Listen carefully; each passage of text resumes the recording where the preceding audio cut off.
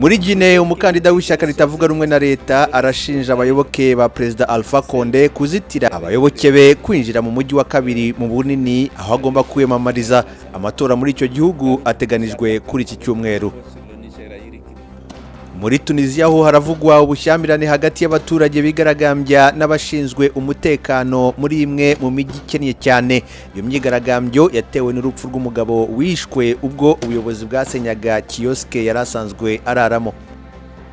Muri Libya umwaka w'amashuri wongeye gutangira mu gihe igihugu cyugarijwe na virusi ya corona. Amashuri menshi ubu yatangiye kwigishiriza abanyeshuri hanze. Imiryango myinshi yo yahinduye ibyumba amashuri mu ngo zabo.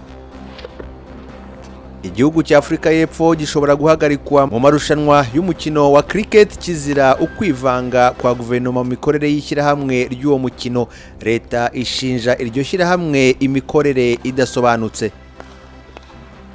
Naho muri Kenya abashakashatsi bemeza ko umubare w'ibinyoni byo mu bwoko bw'ibikona ukomeje kugabanuka. Bavuga ko bizira uburozi bushyirwa mu nka zapfuye n'aborozi.